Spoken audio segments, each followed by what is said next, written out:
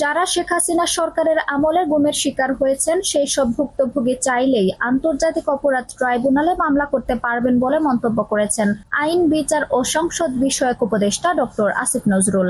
বুধবার 14 আগস্ট সচিবালয়ে নিজ দফতরে সাংবাদিকদের সঙ্গে আলাপকালে এ মন্তব্য করেন তিনি। বিচার বিভাগ নিয়ে আক্ষেপ প্রকাশ করে ডক্টর আসিফ নজরুল বলেন, সাংবাদিকরা তাদের প্রতিবেদনে গায়েবী মামলার প্রমাণ করে দিলেও দুর্ভাগ্যবশত আমাদের বিচার বিভাগের চোখে তা পড়েনি। কেন পড়েনি আমি খুব অবাক হতাম। আল্লাহ আমাকে সুযোগ করে দিয়েছেন তা জানার। এই আইনি উপদেষ্টা আরো বলেন, অবশ্যই গায়েবী সহ মিথ্যা ও ষড়যন্ত্রমূলক যত মামলা হয়েছে তা প্রত্যাহার করে নেব। পরের পদক্ষেপেই আমরা দেখব। আয়নাঘরের ভুক্তভোগীদের সহায়তা দেওয়া নিয়ে এক প্রশ্নের জবাবে উপদেষ্টা বলেন, আয়নাঘরে যারা গুমের শিকার হয়েছেন তাদেরও কথা রয়েছে।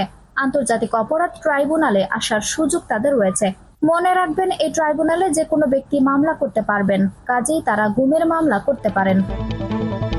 গুম ও মানবতা বিরোধী অপরাধের অন্তর্ভুক্ত আখ্যায়িত করে আসিফ নজরুল আরো বলেন, আন্তর্জাতিক অপরাধ ট্রাইব্যুনালে যে কোনো ব্যক্তি মামলা করতে পারেন, রাষ্ট্রও পারে, ভুক্তভোগীরাও মামলা করতে পারেন। পরে রাষ্ট্রীয়ভাবে আমরা উদ্যোগ নিতে পারি।